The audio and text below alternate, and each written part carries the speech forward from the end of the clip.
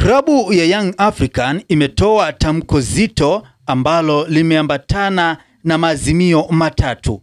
Na katika taarifa hiyo kwa umma ambayo imetolewa Machi 9, 2025, Young African wameandika hivi: Kamati ya utendaji ya Yanga chini ya Rais Mhandisi Hersi Said imefanya kikao cha dharura leo tarehe 9 Machi 2025 kwa njia ya mtandao kujadili na kukubaliana mambo yafuatayo.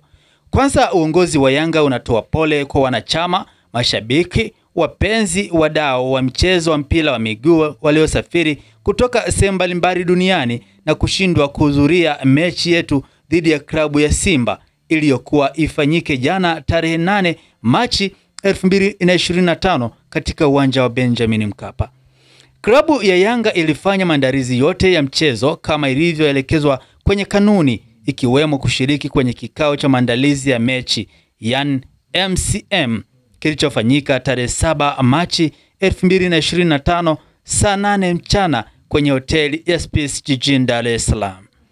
Kwenye kikao hicho ambacho kilihudhuriwa na klabu ya Yanga na Simba, msimamizi wa mchezo ikiwemo mratibu wa mchezo, afisa usalama wa mchezo, mtathimini, waamuzi, kamishna wa mchezo na watendaji wa bodi ya ligi kuu, klabu ya Simba haikutoa taarifa ya kutaka kutumia uwanja wa Mkapa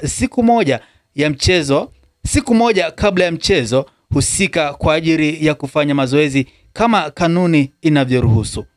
Katika hali ya kushangaza, usiku wa tarehe 7 Machi 2025, klabu ya Simba iliwasili katika uwanja wa Mkapa ikiwa na magari kadhaa kwa ajili ya kufanya mazoezi, huku wakifahamu hawakuwa wamefuata taratibu za kupata haki yao ya kikanuni kama ilivyoainishwa kwenye taarifa ya bodi ya ligi, ikiwemo kuleta ombi hilo kwenye MCM, kuwasiliana na msimamizi wa mchezo, meneja wa uwanja wala timu mwenyeji ambayo ni Yanga. Mamlaka ya uwanja ilikataa kuwaruhusu kuingia ndani ya uwanja kwa sababu haukuwa na taarifa wala maandalizi yoyote yaliyofanywa kwa ajili yao. Na baada ya kuwepo kwa sintofahamu hiyo, klabu ya Simba iliamua kuondoka uwanjani hapo. Usiku wa kuamkia siku ya mchezo tarehe 8 Machi 2025, klabu ya Simba ilitoa tamko rasmi na kugomea mchezo huo kwa kigezo cha kutopata nafasi ya kufanya mazoezi kwenye uwanja wa mechi, huku wakielewa dhahiri kwamba hawakuwa wamefuata taratibu. Huku kukiwa na taaluki kwa wapenzi wengi wa soka kuhusu uwepo wa mchezo huo baada ya tamko hilo la klabu ya Simba. Asubuhi ya tarehe 8 Machi 2025, mwenyekiti wa bodi ya ligi kuu Steven Mguto alinukuliwa na vyombo vya habari akiwatoa wasiwasi na kuhakikishia mashabiki waende uwanjani kwa sababu ratiba ya mchezo huu namba 184 iko pale pale, hakuna kilichobadilika. Lakini licha ya tamko hilo la mwenyekiti wa bodi ya ligi, mchana wa siku hiyo hiyo tarehe 8 Machi 2025, kamati ya uendeshaji wa ligi kuu ambayo mwenyekiti wake ni Steven Mguto ilitoa taarifa ya kuahirisha mechi namba 184 kinyume na utaratibu na kanuni zinazoendesha ligi kuu.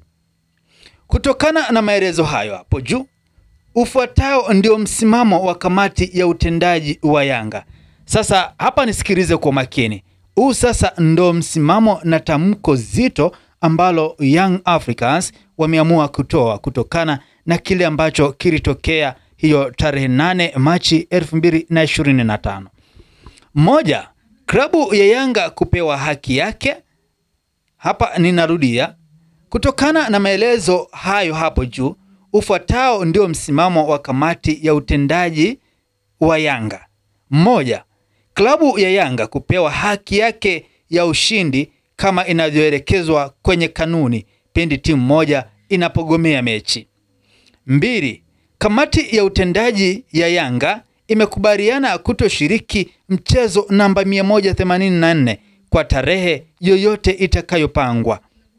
3, kutokana na mfululizo wa uvunjifu na kushindwa kusimamia kanuni za ligi kuu, klabu ya Yanga imekosa imani na kamati ya uendeshaji wa ligi kuu chini ya mwenyekiti wake Steven Munguto na katibu wa kamati hiyo Almas Kasongo.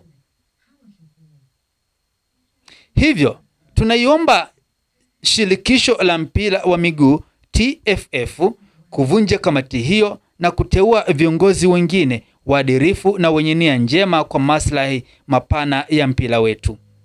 Mwisho, lakini sio kwa umuhimu, tunaomba wanachama, wapenzi na mashabiki wa Yanga kote duniani kuendelea kuwa watulivu wakati uongozi ukiendelea na taratibu za kuhakikisha kuwa sheria na taratibu za uendeshaji wa mpira wa miguu na harakati za kudai haki yetu zinaendelea. Imetolewa na kamati ya utendaji Young African Sports Club tarehe 9 mwezi wa 3 2025. Hicho ndo kitu ambacho Young Africans wameandika kuhusiana na kile ambacho kilitokea tarehe 8 Machi 2025 mara baada ya bodi ya ligi kuu kutangaza kuahirishwa kwa mchezo huo, na hivyo kuambia mashabiki na wadau wa soka kwamba tarehe ya mchezo itapangwa siku nyingine. Sasa yapo mengi ambayo yalitokea kuanzia usiku wa tarehe 7 mwezi Machi 2025 ambapo klabu ya Simba ilienda kufanya mazoezi yake ya mwisho katika uwanja wa Benjamin Mkapa, lakini hali iliyotokea pale ilikuwa ya sintofahamu baada ya watu wanaodaiwa kuwa ni mabouncer wa Yanga pamoja na uongozi wa uwanja kuwazuia kuingia kufanya mazoezi. Sasa baada ya kuwazuia waliondoka, na hivyo wakaamua kuandika taarifa kwa umma ambayo ilikuwa ikieleza kwamba hawatashiriki katika mchezo namba 184 kwa kile ambacho walidai kwamba wamenyimwa haki ya kufanya mazoezi katika uwanja wa mechi ambao walitakiwa kwenda kufanyia siku hiyo ambao ni uwanja wa Benjamin Mkapa, na wakieleza kuwa kanuni ilikuwa inawaruhusu kwamba wanayo haki ya kufanya mazoezi katika uwanja huo.